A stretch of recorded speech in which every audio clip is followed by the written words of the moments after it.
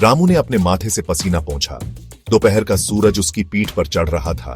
उसके हाथ कठोर और खुरदुरे लोहे पर हथौड़ा मारते रहे। वो एक लोहार था। उसकी छोटी सी दुकान भीड़ भाड़ वाले बाजार के एक कोने में थी। उसके हथौड़े की आवाज बाजार के शोर में एक जाना पहचाना संगीत थी। रामू बिना थके काम करता रहा। उसका दिल अपने परिवार के लिए प्यार से भरा था। उसकी एक पत्नी थी, राधा, जो शांत ताकत की मूरत थी। उनके 2 बच्चे, छोटी सीता और जवान मोहन, उसकी जिंदगी की रोशनी थे। वो जो कुछ भी करता था, पसीने की हर बूंद उनके लिए थी। वो एक बेहतर भविष्य का सपना देखता था, एक ऐसा भविष्य जहां उन्हें इस तरह संघर्ष न करना पड़े। एक दिन शर्मा नाम का एक आदमी रामू की दुकान पर रुका। शर्मा ने अच्छे कपड़े पहने थे। उसकी उंगलियों में सोने की अंगूठियां थीं। उसने जल्दी पैसा कमाने का एक तरीका बताया, शेयर मार्केट नाम की एक जगह के बारे में जहां रातों रात किस्मत बन जाती है। रामू अपनी तंगहाली से तंग आकर बढ़ती दिलचस्पी से सुनता रहा। शर्मा ने एक आरामदायक जिंदगी की तस्वीर दिखाई, एक ऐसी जिंदगी जहां रामू अपने परिवार को वो सब कुछ दे सकता था जिसके वो हकदार थे। उम्मीद का बीज एक बार बोया गया, जल्दी ही रामू के दिल में इच्छा के एक बड़े पेड़ में बदल गया। उसने अपने परिवार के लिए एक नई जिंदगी की कल्पना की, गरीबी के कष्टों से मुक्त एक जिंदगी। उसने सीता को एक अच्छे स्कूल में जाते और मोहन को नए कपड़े पहने देखा। उसने राधा को उसके अंतहीन परिश्रम से आराम मिलते हुए देखा। इस भविष्य का विचार इतना करीब रामू की बेचैनी को हवा देता रहा। रामू दौलत के लालच में अंधा होकर अपनी सारी जमा पूंजी शेयर बाजार में लगा दी। उसने पैसे भी उधार लिए, यह वादा करते हुए कि जब उसकी किस्मत पलटेगी तो वह जल्दी ही चुका देगा। राधा हालांकि आशंकित थी, लेकिन उसने अपने पति के फैसले पर भरोसा किया। वह भी अपने बच्चों के लिए बेहतर जीवन चाहती थी। सीता और मोहन वित्त की जटिलताओं को समझने के लिए बहुत छोटे थे, बस अपने पिता को किसी चीज को लेकर उत्साहित देखकर खुश थे। शुरुआती दिन बहुत अच्छे थे। स्क्रीन पर नंबर ऊपर की ओर नाच रहे थे और हर गुजरते दिन के साथ रामू के सपने हकीकत के करीब लग रहे थे। उसने योजनाएं बनाना शुरू कर दिया, राधा से सीता को एक निजी स्कूल में भेजने और मोहन को एक नई साइकिल खरीदने के बारे में बातें करने लगा। उनके जीवन में पहली बार उनके छोटे से घर में उम्मीद जगी। हालांकि शेयर बाजार एक चंचल देवता की तरह जल्द ही रामू से मुंह मोड़ लिया।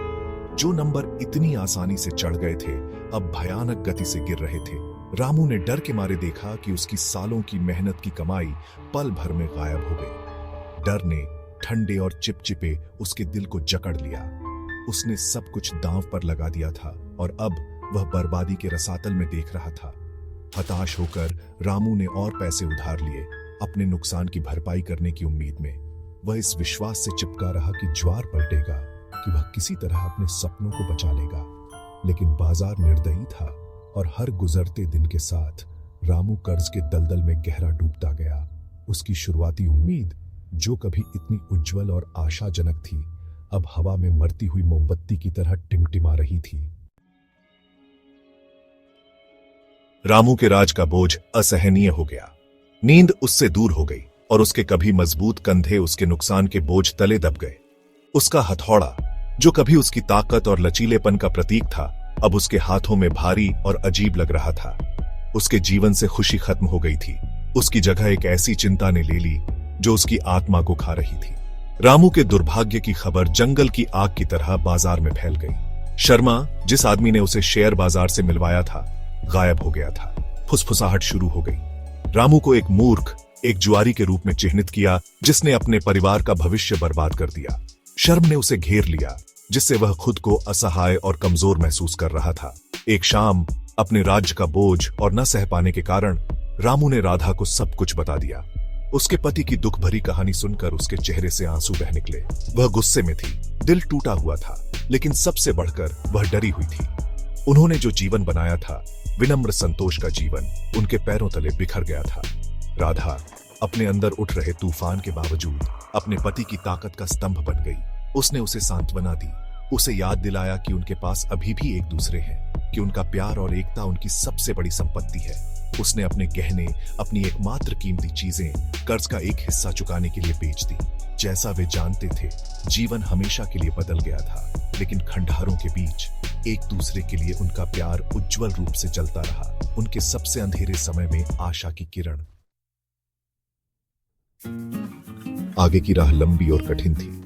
रामू अपनी बचत से वंचित और कर्ज के बोझ तले दबा पहले से कहीं ज्यादा मेहनत करता था। उसने अतिरिक्त काम लिया। उसके दिन रात में लंबे होते गए। अपने बच्चों के लिए एक आरामदायक भविष्य का सपना टूट गया था, लेकिन वह उन्हें प्रदान करने के लिए उनकी स्थिति की कठोर वास्तविकताओं से बचाने के लिए दृढ़ था। सीता की पढ़ाई कम हो गई और उसने अपनी मां के साथ घर के कामों में मदद करना शुरू कर दिया। मोहन एक नई साइकिल के अपने सपने को भूलकर बचपन की साधारण खुशियों से संतुष्ट रहना सीख गया। जीवन ने उनके साथ क्रूर व्यवहार किया था, लेकिन उन्होंने अपने माता पिता के अटूट प्रेम से शक्ति प्राप्त करते हुए एक शांत लचीलेपन के साथ अपनी चुनौतियों का सामना किया।